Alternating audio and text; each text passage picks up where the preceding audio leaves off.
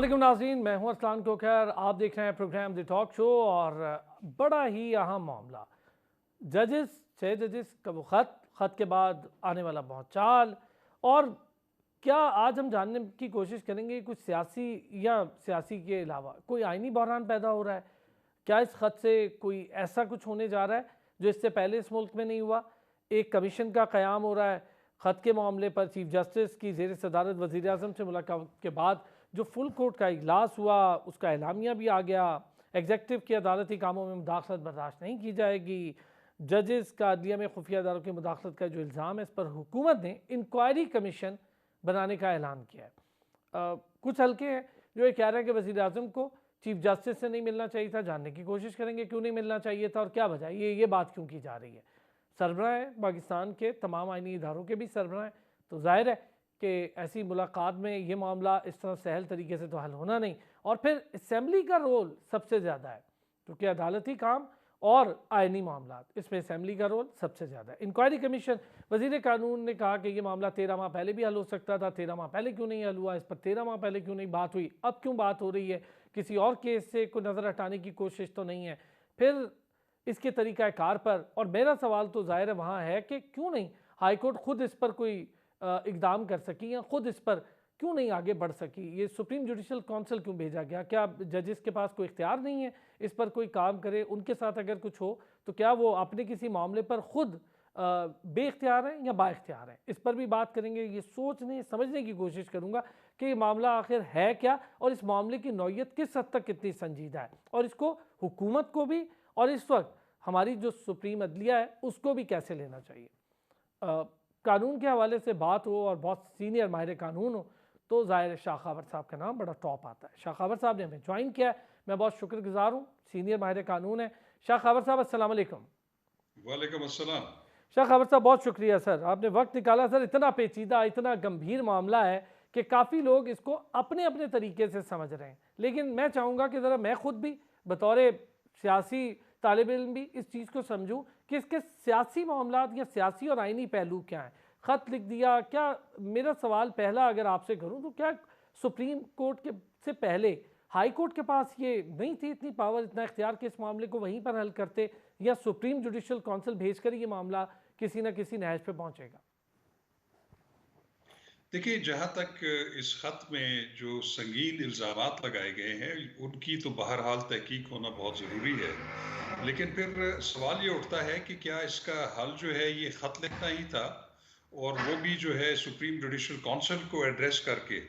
तो मेरी तो बिल्कुल राय ये है कि चूँकि अगर इसका ख़त अगर आप पढ़ें तो उसका जो पहला पैरा है उसमें वो सुप्रीम जुडिशल काउंसिल को जो है मुखातब कर रहे हैं और उसको कह रहे हैं कि हम आपसे कुछ रहनुमाई हासिल करना चाहते हैं, आप हमें रहनुमाई दें, जिसके बारे में हम खुद जो है फैसला नहीं कर पा रहे कि हम जिस हालात में काम कर रहे हैं और हम पे जिस तरीके का दबाव है हुकूमती इदारों का या हुकूमत का या उनकी एजेंसीज का, तो उस सिलसिले में हम आपसे राय तलब कर रहे हैं, आपसे रहनुमाई तलब कर रहे हैं। एक बात तो ये है कि जो सुप्रीम जुडिशल काउंसिल है वो आर्टिकल 209 आईने पाकिस्तान के तहत जो है वो वजूद में आई है, और उसका मकसद जो है वो ये है कि उन्होंने जितने भी हाई कोर्ट, सुप्रीम कोर्ट के या फेडरल शरीयत कोर्ट के जितने जज साहिबान हैं, उनको अगर उनके खिलाफ कोई शिकायत आई है कि उन्होंने मिसकंडक्ट का इर्तिकाब किया है, तो वो उसकी तहकीक करना और उनको सुनने के बाद और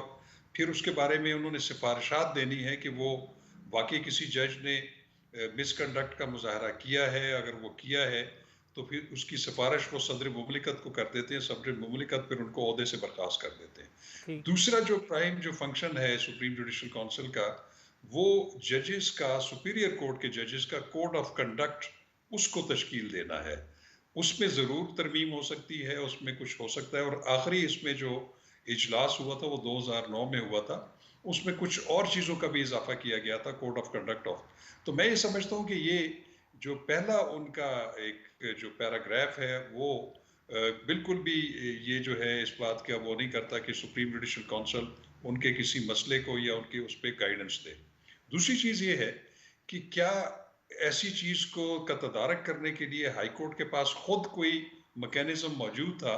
तो उसका जवाब है कि बिल्कुल मौजूद था। उसकी वजह ये है कि हाई कोर्ट या किसी भी जज को या सुप्रीम कोर्ट में अगर कोई वो अपने फ़राइज़ मनसबी अंजाम दे रहा है इंसाफ की फराहमी में या किसी मुकदमे की कार्रवाई कर रहा है और उसमें कोई खलल डाल रहा है या उसमें मुदाखलत कर रहा है या उसको ऑब्स्ट्रक्शन कर रहा है, उसमें जो एक लफ्ज़ है कि obstruction in the administration of justice, वो अगर कोई कर रहा है तो फिर उसके लिए एक कंटेम्प्ट ऑफ कोर्ट ऑर्डिनेंस 2003 का जो एक लॉ मौजूद है कि जिसके तहत कोई भी अगर ऑब्स्ट्रक्शन कॉज कर रहा है, मुदाखलत कर रहा है इंसाफ की फराहमी में, तो फिर कोर्ट के पास ये इख्तियार है कि वो खुद उसका नोटिस लेके उसको नोटिस करे, उसको शो कॉज नोटिस करे और तौहीन अदालत के कानून के तहत उनको सजा दे।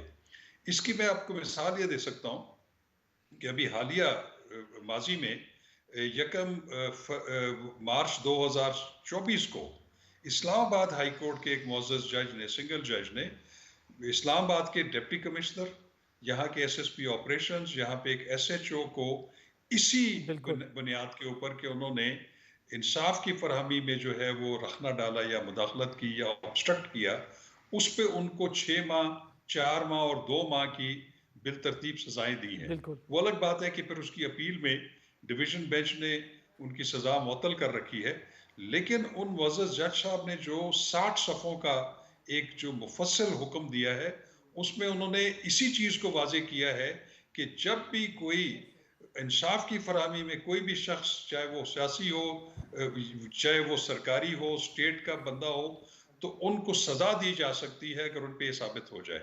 तो मैं ये कहता हूँ कि अगर उनके ऊपर ऐसा कोई दबाव था तो वो बिल्कुल ये वाली जुरिस्डिक्शन जो मैंने आपको बताया है, इसको इन्वोक करके उन लोगों को जो है वो इंसाफ के कटहरे में ला के उनको सजा भी दे सकते हैं। बहुत अच्छे सर, चले आपने काफ़ी अंडरस्टैंडिंग हमारी क्लियर की। इस पे अब थोड़े सवाल और पैदा हो रहे हैं। एक ये कि क्या इसकी ज़रूरत क्यों पेश आई कि हाई कोर्ट ने सुप्रीम जुडिशल काउंसिल को लिखा? आपके मुताबिक अगर इसका कानूनी पहलू भी जानना चाहूँ या इसका एक वैसे मंजरनामा जानना चाहूँ, क्या आपके नज़दीक क्या हो सकता है? क्यों फिर सुप्रीम जुडिशल काउंसिल की तरफ रेफ़र किया गया जब खुद एक मैकेनिज़्म मौजूद है हाई कोर्ट के पास और 6 जजेस हैं सर, कोई एक भी नहीं है।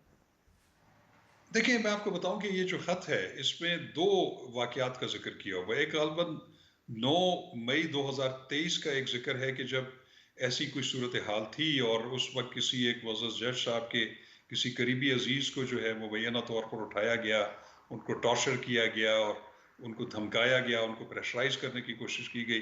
तो उन्होंने 9 मई को गालबन chief justice Islamabad high court से मुलाकात की। उन्होंने अपनी मारूज़ात उनके सामने रखी 6 या 7 जजेस ने। फिर उसके बाद उन्होंने फिर 19 मई को गालबन उस वक्त के chief justice of Pakistan justice Umar Ata Bandial और उस वक्त के जो सीनियर जज थे एजाजुल हसन साहब, उनसे मुलाकात का भी जिक्र किया। उन्होंने भी यकीन दहानी कराई। फिर उन्होंने खुद ये कहा कि फ़ायज़ ईसा साहब को भी उन्होंने, जो उस वक्त सीनियर जज थे, उनको भी उन्होंने मुलाकात करके सूरत हाल बताई।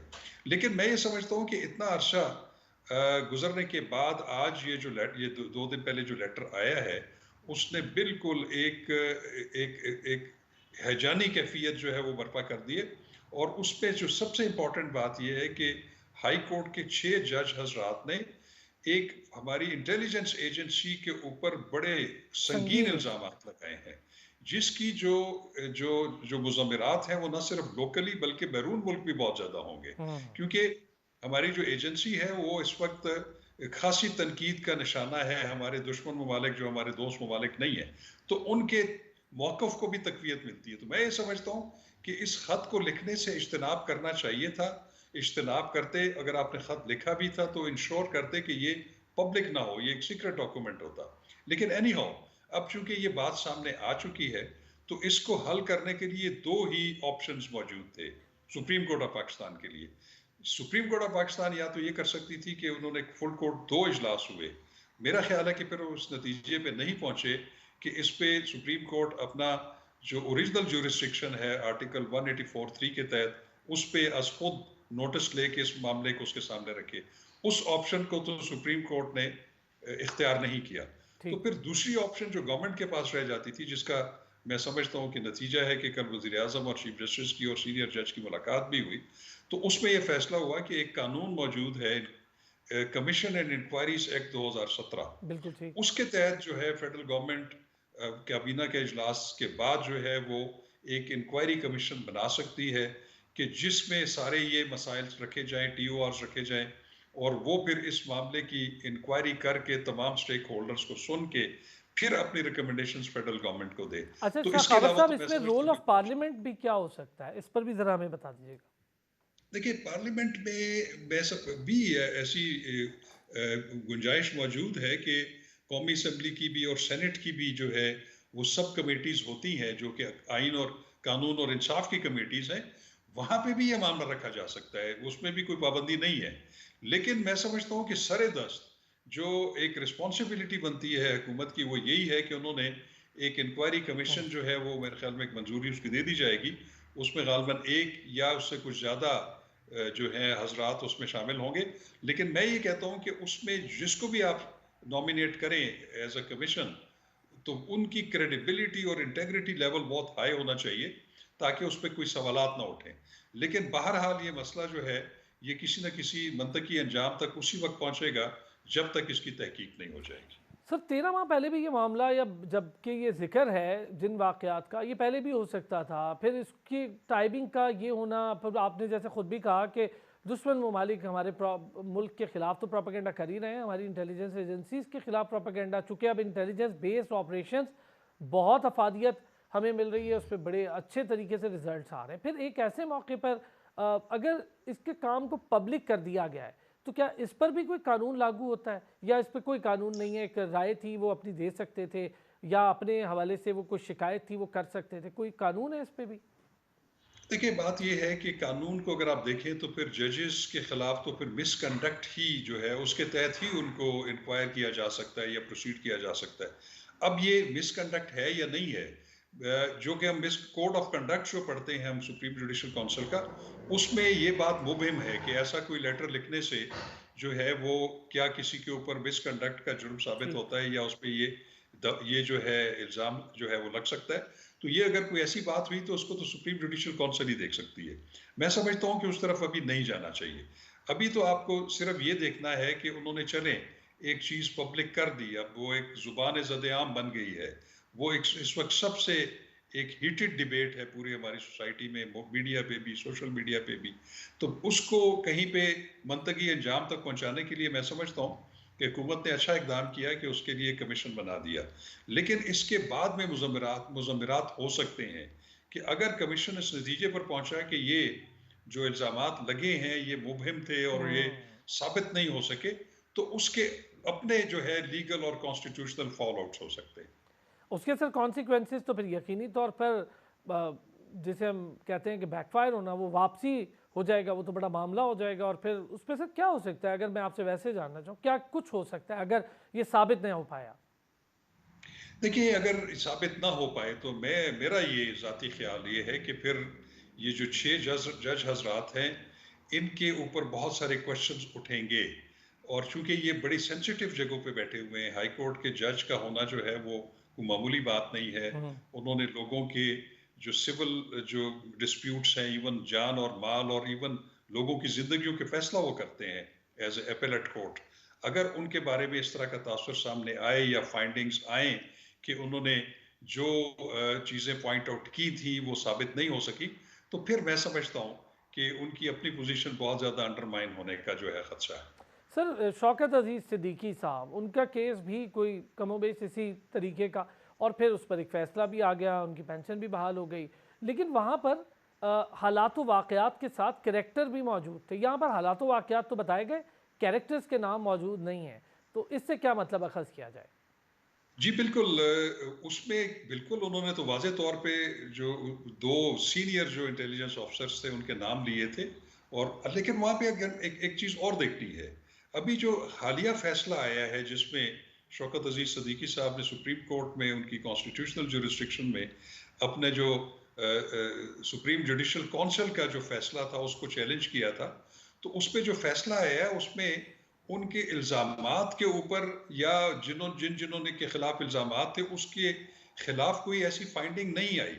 वो सिर्फ उनकी फाइंडिंग ये आई है कि जो सुप्रीम जुडिशल काउंसिल ने जो तरीक़ाकार वहाँ पे एक तेज़ी से जो इख्तियार किया, वो आइन और कानून के मुताबिक नहीं था, वो उसमें आइनी और कानूनी तकाजे पूरे नहीं हो रहे थे, जी। इंसाफ के तकाजे पूरे नहीं हो रहे थे, कि उन्होंने ये होल्ड किया है कि शौकत अजीज सिद्दीकी साहब को अपने दिफा का पूरा मौका नहीं दिया गया, जो कि आइन और कानून जिसकी जमानत देता है। तो उन्होंने इस बुनियाद के ऊपर सुप्रीम जुडिशल काउंसिल का जो वो फैसला है उसको मनसूख किया, उसको सेट असाइड किया, जिसके नतीजे में ये हुआ कि अब चूंकि शौकत अजीज सिद्दीकी साहब तो हाई कोर्ट की वो जो रिटायरमेंट की एज से तो आगे जा चुके हैं, अल्लाह ताला उनको मजीद तंदुरुस्ती की ज़िंदगी दे, लंबी ज़िंदगी दे, लेकिन उससे उनकी कम अज़ कम पोजीशन विंडिकेट हो गई है, हुँ। और उनको जितने भी एक जज की मराहत हैं वो सारी जारी हो गई। मैं समझता हूँ कि एक बहुत बड़ी बात है ये भी। अच्छा, लेकिन इसमें सर उसमें ये और इसमें पूछने का फ़र्क मेरा ये है। मकसद शाह खबर साहब ये था कि शौकत अजीज़ सिद्दीकी साहब ने भी ये बात कही कि मैं बड़ा नापसंदीदा शख्सियत हो गया था।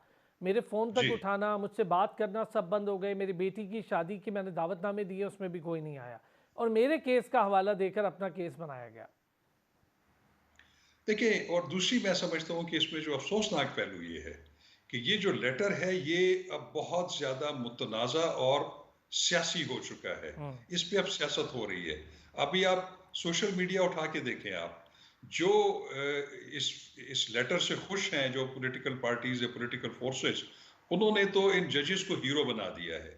उनके आप देखें कि टेलीविज़न की स्क्रीन्स के ऊपर, अखबारों में, सोशल मीडिया पे उनकी जो जो हिमायत में है वो उनके कसीदे पढ़ रहे हैं, सही है। और मैं समझता हूँ कि वो इससे भी वो क्रिटिसाइज हो गए। और उसके अलावा दूसरी साइड पे जो इससे नाखुश हैं वो भी पॉलिटिकली इनको अंडरमाइन करने की कोशिश कर रहे हैं, उनकी तस्वीरों के साथ तज़हीक आमेज रवैया अख्तियार किया जा रहा है। तो मैं ये समझता हूँ कि ये एक अफसोसनाक सूरत हाल है। मेरे लिए ये तकलीफ दह बात है कि ये जो 6 जज हजरात हैं वो मुतनाज़े हो गए हैं, उनके फॉर एंड अगेंस्ट कोई इनको हीरो जाहिर कर रहा है, तो कोई दूसरा जो फैक्शन है वो उनको अदरवाइज जो है वो मुखातिब कर रहा है। तो ये मैं समझता हूँ कि ओवरऑल इनको ये लेटर लिखने से पहले ये चीज़ें सोचनी चाहिए थी कि क्या उसके लेटर से जो है वो क्या एक फ़ज़ा पैदा होगी, और उसके क्या जो है उसके जो है आफ्टर शॉक्स होंगे। तो मेरा ख्याल है कि ये जज साहिबान को इस लेटर से इज्तनाब करना चाहिए था, और उनके पास जो अपने आइनी और कानूनी ऑप्शंस और इख्तियारात मौजूद थे वो उसको एक्सरसाइज करते तो ज़्यादा बेहतर था। सर क्या वजह है शाह खबर साहब, साकिब निसार साहब, खोसा साहब, गुलजार साहब, उमर अता बंदियाल साहब, और अब हम देख रहे हैं क्या वजह है सर 2016 के बाद से मुसलसल अदलिया के हर फैसले पे सवाल खड़े हो रहे हैं, फिर वो फैसले इतने इबाहम का शिकार हो रहे हैं कि अवामुन्नास 2 या 3 राय में बट रहे हैं। तो इस तरह के फैसले जिसमें 2 या 3 राय में आवाम उस पर यकीन नहीं रख पा रही, क्या वजह है? किस पर ये सवाल खड़ा होता है? अदलिया के सिस्टम पर सवाल खड़ा होता है, जजेस की अपनी साख पर सवाल खड़ा होता है, हमारे इस पूरे जो सेटअप है हमारा एक सुप्रीम कोर्ट, हाई कोर्ट या कोर्ट का जो सेटअप, इस पर सवाल खड़ा होता है, मामला क्या है? देखिए, मैं आपको एक बात बताऊं कि जितने भी ऐसे आईनी फैसले, आईनी मुकदमात जिनके पॉलिटिकल जो है फॉल आउट्स हो सकते हैं या कॉन्सिक्वेंसेस हो सकते हैं, वो जब भी कोई ऐसा फैसला आता है, चाहे वो हाई कोर्ट्स करती हैं, चाहे वो सुप्रीम कोर्ट ऑफ पाकिस्तान करती हैं, वो जिस पॉलिटिकल पार्टी या पॉलिटिकल नजरिया रखने वाले लोगों के हक में हो, वो तो उस वक्त हाई कोर्ट या सुप्रीम कोर्ट के जमीन आसमान से कलावे मिलाते हैं कि इनसे अच्छी अदलिया है ही कोई नहीं है। जो उनके जिनके मुखालिफ आता है फैसला, तो वो अदरवाइज उससे बिल्कुल उल्टे कैंपेन चला देते हैं, वो जजेस को जो है वो विलन करार देते हैं। तो ये एक मैं समझता हूँ कि अदलिया को ऐसे आईनी मामलात से जो है वो दरगुजर उससे बचना चाहिए कि जिसके इस तरह के पॉलिटिकल जो है वो फॉल आउट्स हों। तो ये चूंकि हमारी अदलिया जो है, अब जैसे पनामा केस देख लें और कुछ केसेस देख लें, उसके फैसलों को जो है वो हरफ तनकीद का निशाना बनाया जाता रहा, अभी भी बनाया जाता जा रहा है, और उसके नतीजे में जितनी भी इन्वेस्टिगेशन और सजाएं हुई वो कोर्ट्स ऑफ लॉ ने ही उनको खारिज कर दिया। तो मैं ये समझता हूँ कि एक तो सबसे बुनियादी बात यह है कि हमारे मोअज़्ज़ज़ जज साहिबान, चाहे वो हाई कोर्ट के हैं या सुप्रीम कोर्ट के हैं, उनको मुकदमात की समात के दौरान, और ख़ास तौर पे जो पॉलिटिकल नौयत के मुकदमात होते हैं, उस पर गैर ज़रूरी सवालात या ऑब्जर्वेशंस नहीं करनी चाहिए। क्योंकि वो अगर ऑब्जर्वेशंस अपने आपको समझने के लिए भी अगर कर रहे होते हैं, तो उसका तासुर जो है वो दिस वे और दैट वे लिया जाता है। तो उससे लोग ये तासुर कायम कर लेते हैं कि ये जज साहब जो हैं वो क्या फैसला देने जा रहे हैं या उनके माइंड में क्या है। और दूसरी चीज मैं आपको बताऊं कि जिस तरीके से हमारे मोअज़्ज़ज़ जज साहिबान को ये सोचना पड़ेगा कि उनकी जिस तरह से तशहीर होती है उनके नाम से, उनकी तस्वीरें छपती हैं, उनके टेलीविजन की स्क्रीन पे उनके नाम आते हैं कि जी फलां मोअज़्ज़ज़ जज साहब ने फलां फैसला कर दिया, तो वो भी इंसान है, तो वो फिर उनमें वो जो तशहीर के जो एक लज़्ज़त है उसका भी एक जो नशा है वो भी हासिल करते हैं और वो उससे भी खराबियां पैदा होती हैं। मैं ये समझता हूं कि ये एक नया कोड ऑफ कंडक्ट जो है सुप्रीम जुडिशल काउंसिल को बनाना पड़ेगा। अगर ये हो जाए कि बगैर किसी जज का नाम लेके अगर सिर्फ ये कहा जाए कि फलां हाई कोर्ट ने एक सिंगल जज ने ये फैसला दिया है और सिर्फ उसकी रिपोर्टिंग हो, उसकी ज्यादा तशहीर ना हो, उनकी तस्वीर ना छपे, क्योंकि दुनिया में हमने ये कभी भी नहीं देखा कि यहाँ पे कोर्ट्स की प्रोसीडिंग्स हो रही हैं, उनकी एक एक ऑब्जर्वेशन जो है वो लाइव जो है वो टिकर्स में चल रहे हैं। तो मैं समझता हूँ कि इस चीज़ के मुतालिक भी हमारी आला अदलिया को सोचना पड़ेगा और सुप्रीम जुडिशल काउंसिल को इसके बारे में भी एक ज़ाब्ता अखलाक जो है वो तरतीब देना पड़ेगा। शाह खबर साहब, अदालती रिफॉर्म्स में आपके नज़दीक कौन से पॉइंटर्स हैं जो बहुत ज़रूरी हैं? आपको लगता है कि अब वो हालात आ गए हैं कि हमें बहुत सारी चीज़ों पर कोई रिफॉर्म्स की ज़रूरत है, और ये जो इस वक्त सवालात या उंगलियां खड़ी होती हैं अदालत की तरफ, तो इनको रोकने, ख़त्म करने या कम करने, उसके लिए अब अदालती रिफॉर्म्स के चंद कुछ पॉइंटर्स जो आप शेयर करना चाहें। देखिए, अदालती रिफॉर्म्स में तो बहुत कुछ होना है, अभी होना चाहिए भी और बहुत कुछ हो सकता है।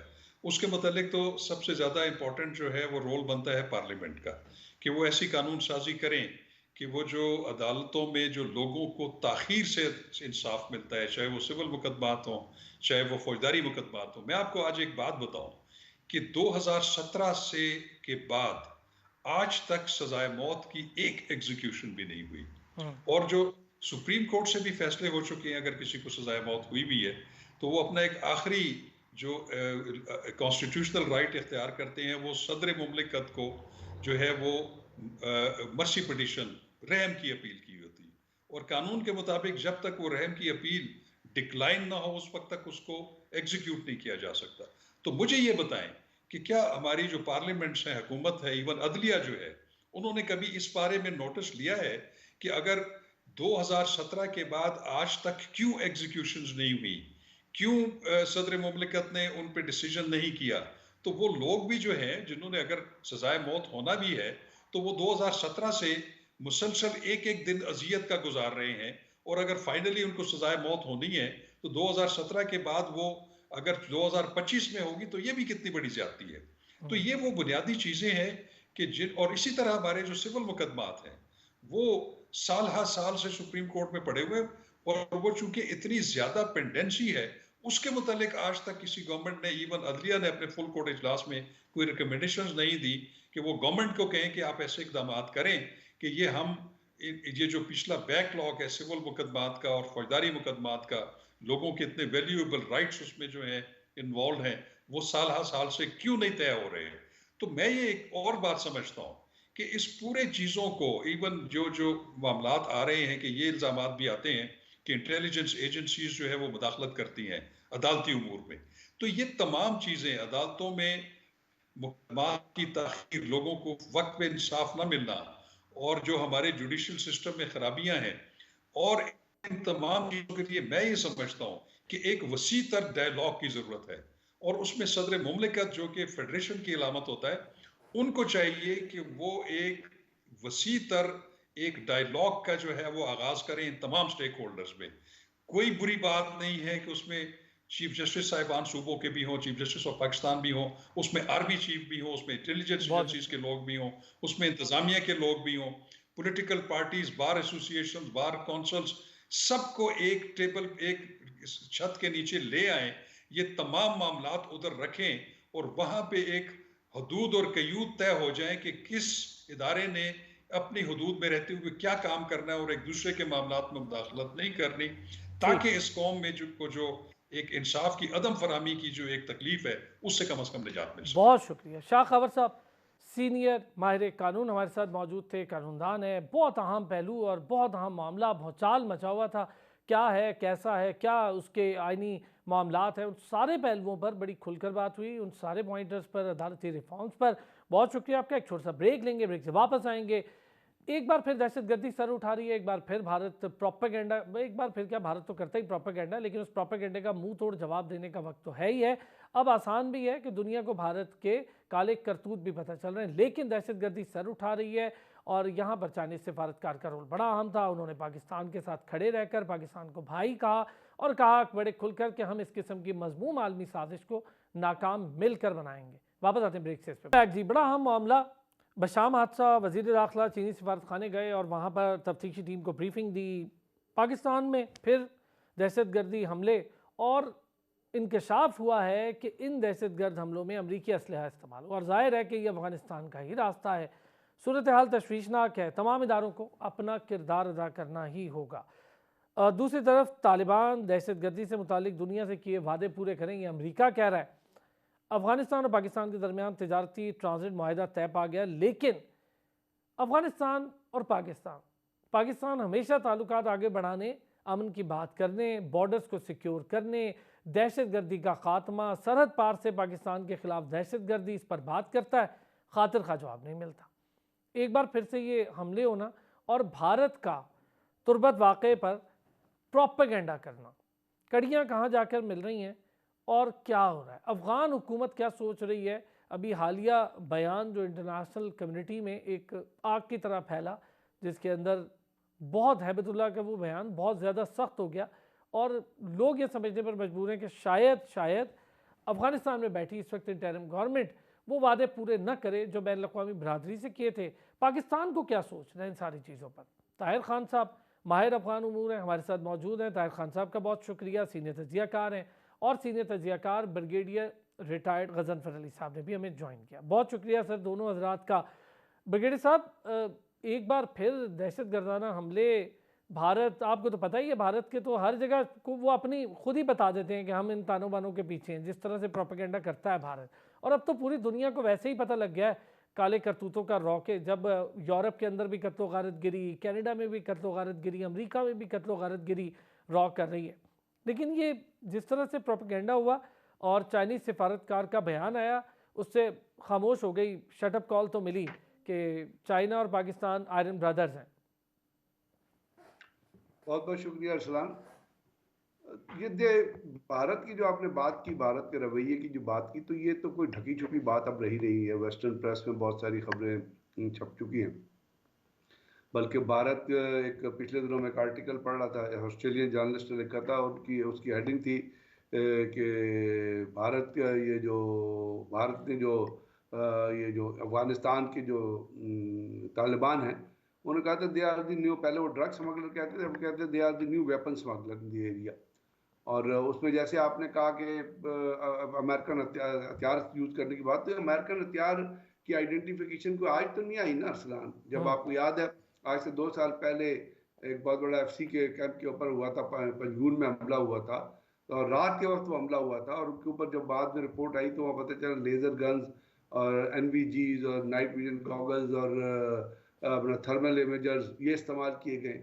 और ये तमाम का तमाम जो है वो तालिबान जो है और तालिबान की हुकूमत जो है वो एक ऑर्गेनाइज तरीके के तौर पे दहशतगर्द ग्रुप्स को प्रोवाइड कर रही है। ब्रिगेडियर साहब यहाँ पे छोटी सी एक अगर बात ऐड करूँ, मैंने खुद ये एक्सपीरियंस किया। मैं एक बॉर्डर की सिचुएशन थी, वहाँ गए बॉर्डर पर, तो वहाँ पर स्मगल हुआ असलहा हमें दिखाया भी गया और वो अमेरिकन असलहा था, तो वो दिखाया भी गया। उस स्मगल के अलावा अब तो अफगानिस्तान में बहुत सारे जगहों हुए सड़कों के ऊपर टेंट लगे हुए हैं जहाँ पे असला बेचा जाता है, जो खतरनाक और ये रिपोर्ट हो रहा है बाकायदा।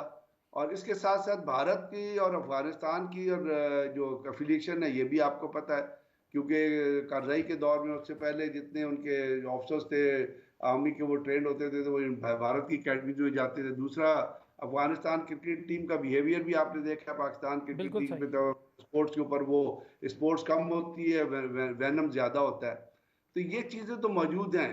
और इंडिया का रोल आपने खुद कहा कि फॉरेन कनाडा में जो रोल रहा, अमेरिका में जो रोल रहा, और उसको वो बबांगे दौद वो क्लेम करते हैं हमने किया। मिस्र में जो लोगों को कतर में जो फांसी दी गई थी एक ब्रिगेडियर और 7 लोगों को, फिर उसके बाद वो फांसी कतर ने माफ़ कर दी, और उसके अंदर वो था कि they were working for an Israeli company. लेकिन जो सोच की बात है ना, जो जो जो वो ये है कि जब एक जमाने में बहुत अर्सा पहले आईएसआई के ऊपर कोई उंगली उठाती थी तो पूरी कोई बात होती थी तो पूरी दुनिया का उसको प्रोपेगेंडा शुरू कर देती थी। और आपको पता है सिराजुद्दीन हक्कानी नेटवर्क, हमारी जी। इंटेलिजेंस एजेंसीज के ताल्लुकात को अमेरिका ने और वेस्टर्न कंट्रीज ने कितना एक्सप्लॉइट किया अपने प्रिंट मीडिया में, इलेक्ट्रॉनिक मीडिया में। लेकिन यही चीज जब रॉ के जरिए इंडिया करता है तो वो उसको दुनिया जो है इतना एक्सप्लॉइट भी नहीं करती, इतना आइडेंटिफाई भी करती और हकीकत को पेश करने की कोशिश भी करती। यहाँ पे वो भारत की वो इकोनॉमिकल पोजीशन आ जाती है जहाँ पे आज वो पांचवी बड़ी माशी ताकत है और अगले 3 दिनों में, अगले 3 सालों में they are going to be third largest economic power in the world. अब इसके इन चीजों पे बेस करके हमें अपना नैरेटिव किस तरह पेश करना है।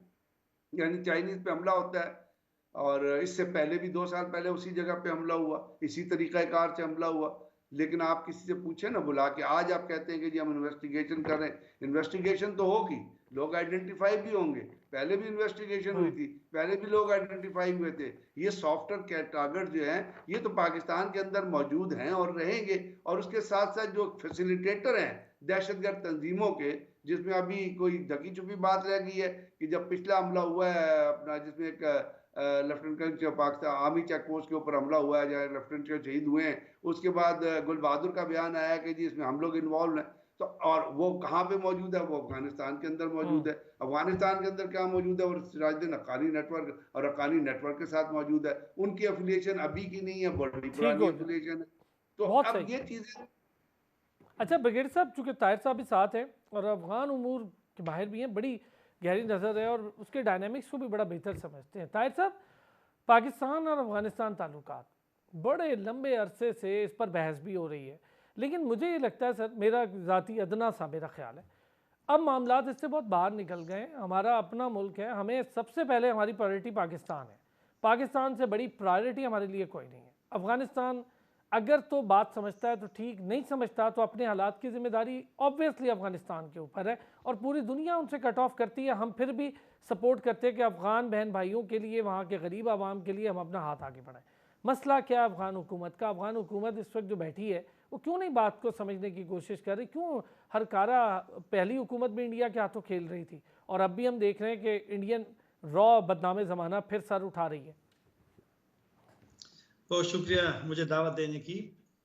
मेरे ख्याल में मुमकिन है कि जो जिस तरीके से हम चाहते हैं कि मामलात हल हों तो उनका उससे शायद इख्तिलाफ हो। हालांकि ऐसा नहीं है। आपको याद होगा कि जब तालिबान की हुकूमत बनी थी तो उन्होंने करारदम तहरीक तालिबान पाकिस्तान और पाकिस्तानी रियासती इदारों के दरमियान मुज़ाकरात की वो तो मेज़बान थे। और जब मैं मिला सिराजुद्दीन हक्कानी साहब से काबुल में उनके एक घर पे, तो उसने मुझे कहा कि जब चूंकि जंग वहाँ ख़त्म हो गई थी 20 साल, तो वहाँ पर उमूमी तौर पे वहाँ एक मौक़िफ़ था तालिबान रहनुमाओं के दरमियान कि पाकिस्तान में भी जंग ख़त्म होनी चाहिए। तो इसलिए उन्होंने तजवीज़ दी थी कि वो मुज़ाकरात में सहूलतकारी करते हैं, आपकी मदद करते हैं। लेकिन वो नाकाम हो गए मुज़ाकरात, क्योंकि टीटीपी के शराइत पाकिस्तान के लिए वो काबिल कबूल नहीं थे और जो पाकिस्तान का उनसे मुतालबा था शायद वो उनके लिए नहीं थे। तो बहरहाल एक मसला पैदा हुआ। लेकिन तालिबान कभी कभी कहते हैं ना अफगान तालिबान के मसला आपका है, उसमें कोई शक नहीं है कि मसला हमारा है। लेकिन न सिर्फ पाकिस्तान बल्कि पूरी दुनिया, अक़वाम मुत्तहिदा भी उसमें शामिल है। उनकी हर रिपोर्ट, चलो अमेरिका को एक साइड पर रख लेते हैं, किसी और मुल्क को एक साइड पर रख लेते हैं, लेकिन अक़वाम मुत्तहिदा की जो भी रिपोर्ट आती है उसमें वो यही कहते हैं कि टीटीपी के मराकज़ अफ़गानिस्तान में है, वहाँ से वो हमले भी करते हैं, वहाँ वो मनसूबाबंदी भी करते हैं। तो अफ़गान तालिबान को सोचना पड़ेगा कि चलो पाकिस्तान की पॉलिसियों से, पाकिस्तान के मौक़िफ़ से, पाकिस्तान के स्टाइल से शायद उनको इख्तिलाफ हो, हमारी अफ़गानिस्तान के साथ एक लगा रहता है हर वक्त, लेकिन वो जो डिनाई करते हैं, जिस तरह कल भी किया है, तरदीद की है। दुनिया अफ़गान तालिबान की तरदीद को बिल्कुल भी नहीं मानती, पाकिस्तान भी नहीं मानता। उनको सोचना पड़ेगा, क्योंकि अब तक किसी भी मुल्क ने 2.5 साल हो गए उनको तस्लीम नहीं किया। उनसे लोग नाराज़ हैं, पूरी दुनिया उनसे नाराज़ है। तालीम का मसला हो, दहशतगर्दी का मसला हो और मसाइल हो, तो लिहाजा उनको सोचना पड़ेगा कि पाकिस्तान और अफ़गानिस्तान के ताल्लुकात ऐसे हैं जो मतलब है कि हामिद करजई साहब कहा करते थे कि पाकिस्तान और अफगानिस्तान तो ट्विन्स हैं, तो इस वजह से उनको सोचना पड़ेगा, क्योंकि नुकसान उनका होगा अगर वो पाकिस्तान की तशवीश को तवज्जो नहीं देते, पाकिस्तान की तशवीश को दूर नहीं करते, तो फिर तो जाहिर बात है कि पाकिस्तान के अगर मसाइल बढ़ेंगे साहब, तो पाकिस्तान में पाकिस्तान अनरेस्ट की हमने 10 से 15 साल बहुत ख़तरनाक सिचुएशन, हमारी आर्म फोर्सेस ने, हमारे सिविलियंस ने अपनी जानों का नजराना पेश करके आज इस मुल्क को दोबारा सेफ एंड सिक्योर मुल्क बनाया, और इतने कम अरसे में दुनिया में कोई मिसाल नहीं है किसी भी मुल्क की। लेकिन उसके बावजूद अनरेस्ट पाकिस्तान का अफगानिस्तान को नहीं खल रहा। अजीब बात है, हालांकि अफगानिस्तान का अनरेस्ट पाकिस्तान चाहता है कि हमेशा दूर हो। अजीब बात है, ये मेंटालिटी क्यों नहीं पनप रही वहाँ? इसकी तरफ तवज्जो देनी पड़ेगी, क्योंकि यही तो एक मसला है। पाकिस्तान में आपको याद होगा जब तालिबान की हुकूमत बनी थी 15 अगस्त में, जब वो काबुल में दाखिल हुए थे 2021 में, तो उमूमी तौर पर पाकिस्तान में मतलब है कि लोगों ने उसको वेलकम किया उमूमी तौर पर। मैं उस वक्त हुकूमत की बात नहीं करता या मैं किसी खास ग्रुप की और पार्टी की बात नहीं करता, लेकिन अब वही लोग जो हमदर्दी रखते थे मेरे ख्याल में तालिबान से नाराज है, क्योंकि यहाँ पर जो मसाइल हैं 102 पुलिस वाले शहीद हो गए थे। पुलिस वाले कौन हैं? आम गरीब लोग, और एक पुलिस वाले का शहीद होने इसका मतलब है कि अपने पूरे खानदान को कत्ल कर लिया। तो लिहाजा यही मसले हैं। अब पाकिस्तान में नाराजगी इसलिए उनसे ज्यादा है, उन्होंने चलो बड़ी मेहरबानी कि उन्होंने भी शाम में चीनी इंजीनियर्स पे बस पे हमले की मजम्मत की है। वो ये भी नहीं करते कि जब यहाँ पर बड़े हमले हुए हैं उसकी मजम्मत भी नहीं करते। तो लिहाजा उनको समझना पड़ेगा कि एक अवाम का ताल्लुक भी है, पाकिस्तान अफगान अवाम का भी, फिर रियासतों के ताल्लुकात होते हैं, हुकूमतों के होते हैं। अभी कल ही काबुल में मुज़ाकरात ख़त्म हुए हैं, और उन मुज़ाकरात में जितने भी डिमांड्स थे अफगान साइड के, पाकिस्तान ने उसको मान लिया है। उसमें अगर आधारी तिजारत, ट्रांजिट तिजारत में उनको शिकायत थी कि वो बैंक गारंटी का मसला था, या उनके वहाँ पे जो माल आता है उनको हाँ जी, मकामी मजदूरों और कंटेनरों ड्राइवर्स में। के लिए तो बड़ी आसानी कर दी है पाकिस्तान ने। जी काफी सारे, सिर्फ वो नहीं है, मतलब है कि आप ड्राइवर जो अफगान है 1 साल तक वो बगैर पासपोर्ट वीजे के आ सकेंगे। जो उनके वहां पे बैंक गारंटी है वो इंश्योरेंस पे दोबारा कर दिया है। इस तरह के काफी सारे, वैसे मतलब है ताहिर कि साहब, उनका माल मैंने वो आएगा तस्करा तो वो सिस्टम देखा है, मैं उससे एग्री नहीं करता, और बड़ी बात है कि पाकिस्तान ने बहुत लंबा अरसा उसको भुगता। उस तस्करा सिस्टम का कोई ऐसा अफगानिस्तान में नेटवर्क या सेटअप नहीं है कि उसके ज़रिए ट्रैक किया जा सके, ट्रेस किया जा सके। ये तो हमने खुद से एक मैकेनिज्म डेवलप किया था बॉर्डर्स के ऊपर। यहाँ पे एक छोटा सा ब्रेक लेंगे। ब्रिगेडियर साहब, ये दोहा एग्रीमेंट किस हद तक अफादियत है दोहा एग्रीमेंट की? अब तो दोहा एग्रीमेंट पर भी साए मंडला रहे हैं, और यूरोप या मगरबी दुनिया या पूरी दुनिया कह रही है कि अफगान में जो बैठी हुकूमत है वो वादे पूरे करने को तैयार नहीं है, और शायद वो अपने वादों से बिल्कुल हट गए। दोहा एग्रीमेंट का बुनियादी दो चीज़ें मेरी नज़र में इम्पॉर्टेंट थी, बाकी तो आप चीज़ों को डिस्कस करते हैं। एक ये है कि अफ़गानिस्तान में एक तरह से अमन वापस आ रहा था, और अफ़गानिस्तान में तालिबान की हुकूमत की बनने की राह हमवार हो रही थी। और पाकिस्तान के अंदर, जैसे ताहिर साहब ने भी कहा, कि लोगों की बहुत बड़ी डिमांड भी थी और ख्वाहिश भी थी कि अमेरिकन अफ़गानिस्तान से निकले और अफ़गानिस्तान के अंदर कोई अफ़गान लोगों की हुकूमत आए। तो एक तो वो फैसिलिटेट हुआ। दूसरी चीज़ जो थी, अफगानिस्तान के अंदर तालिबान के डेलीगेशन ने कमिट किया था, और बारहा कमिट किया था, कि हम अपनी सरजमीन को किसी दहशतगर्दी के लिए इस्तेमाल नहीं होने देंगे। अब इसके अंदर जो वुमेन राइट, एजुकेशन, मैं उसकी बात ही नहीं करता, वो अफगानिस्तान की हुकूमत का मसला है। अगर क्या एक चीज़ तो पूरी हो गई कि अब पाकिस्तान ने जो, और वो मुज़ाकरात पाकिस्तान के अंदर से शुरू हुए थे। पहले इस्लामाबाद में, मरी में मुज़ाकरात हुए, फिर उरमची में मुज़ाकरात हुए, और बड़ा फिर वो मंसूर अख्तर टारगेट हो गया तो वो रुक गए। तो पाकिस्तान ने तो पूरी कोशिश की कि किसी तरह अमेरिकन वहाँ से निकलें और वहाँ के अफगानियों की हुआ। अब उससे पहले पाकिस्तान ने इतना बड़ा ब्रंट जो है वो अफगानिस्तान के लीगल माजरीन और इलीगल माजरीन का लिया, और वो आज तक पाकिस्तान के अंदर मौजूद हैं। जब हम उनको भेजने की बात करते हैं तो अमेरिका जो अपनी दुम पे खड़ा हो जाता है कि जी हम उनको सेटल करने की कोशिश कर रहे हैं। बात यह कि अफगानिस्तान में तालिबान ने जो कुछ लेना था वो ले लिया, लेकिन जो कुछ उन्होंने रिटर्न पाकिस्तान को देना था, और वो रिटर्न सिर्फ एक दोहा अग्रीमेंट से रिलेट नहीं करती थी, वो रिलेट करती थी जिस दिन अमेरिका और रशिया ने अफगानिस्तान के ऊपर हमला किया था, और उसके बाद वहां से महादेव निकल के आए थे, और उसके बाद फिर पाकिस्तान ने अमेरिका के साथ मिलकर अफगानिस्तान की जंग लड़ी थी, और जिस वक्त वो जंग लड़ी थी उस वक्त इंडिया जो है वो रशियंस के साथ खड़ा हुआ था। बिल्कुल ठीक। और जब अमेरिकन ने अफगानिस्तान के ऊपर हमला किया उस वक्त इंडिया जाके अफगानियों के साथ खड़ा नहीं हुआ, वो जाके फिर अमेरिका के साथ खड़ा हो गया। अब पाकिस्तान बावजूद इसके उस तमाम कॉपरेशन की प्राइस पे कर रहा है। यानी अगर मैं आज ये सोचता हूँ कि अगर अमेरिकन हुकूमत रहती और वो अफगानियों को, अफगानिस्तान को तबाह करती रहती जिस तरह उन्होंने 20 साल में तबाह किया, तो कम अज कम पाकिस्तान के लिए तो फायदेमंद होता, इतने अटैक ना हो रहे होते, क्योंकि वहां पे बॉर्डर के साथ साथ कुछ परस्यूट टीम्स थी जो पोस्टेड थी, जो पाक वहां से जो लोग निकलते थे वो भी उनको चेक करती थी, वापस जो जाता था वो भी किसी ना किसी तरह टारगेट बन जाता था। लेकिन आज जो कुछ हो रहा है वो तो आप देखिए दोहा एग्रीमेंट की जो रेजिलियंस या दोहा एग्रीमेंट की जो स्प्रिट है क्या उसके मुताबिक हो रहा है। तो दोहा एग्रीमेंट तो एक दफा जीरो से जरब हो गया।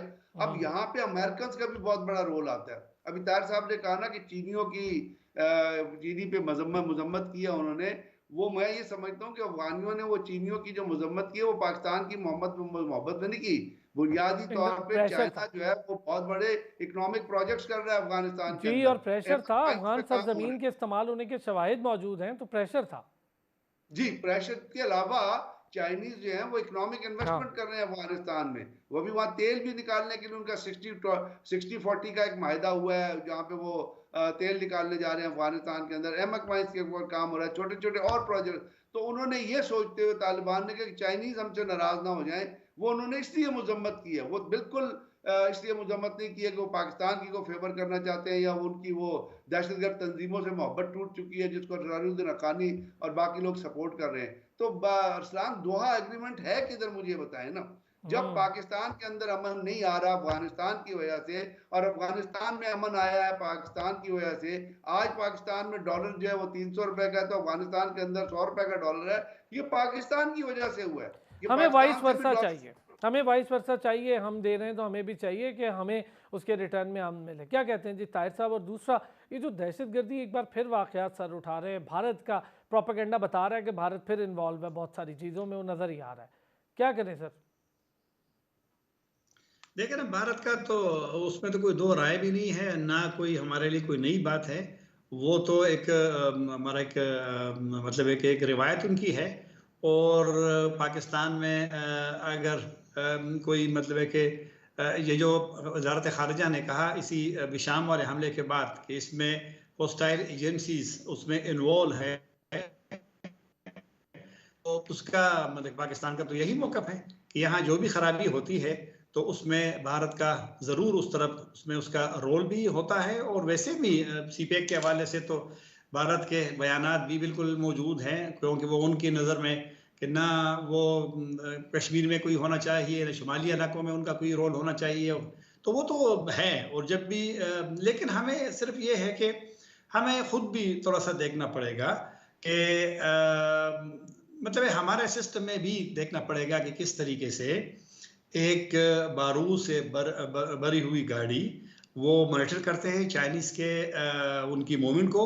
और जिस तरह दीगर भी वाक़यात में कहता हूँ कि थोड़ा सा हमें भी वो करना पड़ेगा, क्योंकि अफगान तालिबान कभी कभी ये ताने हमें देते हैं ना कि भाई हमला हुआ है तो पेशावर में हुआ है, तो पेशावर तो हमसे सैकड़ों दूर है, तो हमें भी देखना पड़ेगा। दुश्मन तो सरहद आपको नहीं पार से छोड़ता, उसमें तो दहशतगर्दी कोई बहुत मतलब ज़्यादा आ है कि रही है। अब इसको कोई रोकने इख्तिलाफ के ही लिए नहीं है। बस अब फाइनल करना ही, सही कह रहे हैं आप, हमें भी देखो। ब्रिगेडियर साहब एक लास्ट कमेंट, अगर मैं तुर्बत वाक़े पर जिस तरह भारत प्रोपेगेंडा कर रहा है या जो कुछ, आप वाज़े तौर पर समझते हैं भारत इस पूरे खित्ते के लिए अब खतरा बन चुका है? जी बिल्कुल खतरा है। मैं तो बारहा आपसे कह रहा हूँ, और मैंने बड़ा सबूतों के साथ कहा कि भारत इस जी खत्ते के लिए बिल्कुल। खतरा है। बहुत उसके बहुत बड़े बड़े प्रूफ मौजूद हैं। और उसके लिए मैं फिर वही बात कहूंगा जो अभी ताहिर साहब ने की, और मैं भी आपको कल पहले भी प्रोग्राम में और बार ये कह रहा हूँ कि हमें अपना इंटरनल ऑर्डर ठीक करना है कि अगर एक्सप्लोसिव से बड़ी हुई गाड़ियां चलती हैं और उनके पास, उन दहशतगर्दों के पास ये पूरी इंफॉर्मेशन होती है कि कितने चाइनीज किस गाड़ी में इस्लामाबाद से कब चले हैं, दासू कब पहुंचेंगे, तो इसका मतलब है कि चलो दुश्मन तो आपके लिए काम कर रहा है, फॉल्ट तो हमारे अपने सिस्टम के अंदर, हमारे अपने इंफॉर्मेशन सिस्टम के अंदर मौजूद है ना। इसका मतलब है कि वापडा के अंदर कोई ऐसे मोल्स, कोई ऐसे एजेंट्स, फैसिलिटेटर मौजूद थे जो कॉन्स्टेंटली फीड कर रहे थे दहशतगर्दों को कि जी चाइनीज की गाड़ी कहाँ, Chinese have been a software target in Pakistan, ठीक है, इससे यानी पहले हम भी एक हमले हुए। ब्रिगेडियर साहब, इस तो पे मैं हमें एक अपना, हम दूसरों तो कहेंगे कब अपने सिस्टम को हम जो है, कब अपनी हम इंटेलिजेंस और कभी हमारे अपने इंफॉर्मेशन सिस्टम को कब हम गैदर करेंगे, कब हम दुनिया के तकाजों के मुताबिक और दहशतगर्दी के तकाजों के मुताबिक उसको एक्टिवेट करेंगे, जिसमें आपकी बहुत सारी इंटेलिजेंस के और सारे चलिए, पैरामीटर्स मुझे भी लगता है शामिल सर एक ब्रॉडर एस्पेक्ट पे फिर हमें एक और बेहतर मजबूत नेशनल एक्शन प्लान की शायद एक और की ज़रूरत है, जिस पर बहुत सारे नई जहतों का सामना है और बहुत सारे नई जहतों पर नई पॉलिसीज़ या नए मैकेनिज्म को मुरतब करने की ज़रूरत है। बहुत शुक्रिया ब्रिगेडियर रिटायर्ड गजनफर अली साहब, ताहिर खान साहब, दोनों हजरात का बहुत शुक्रिया। अब तक के लिए इतना ही, कल फिर होती है आपसे मुलाकात, अपना ख्याल रखिएगा।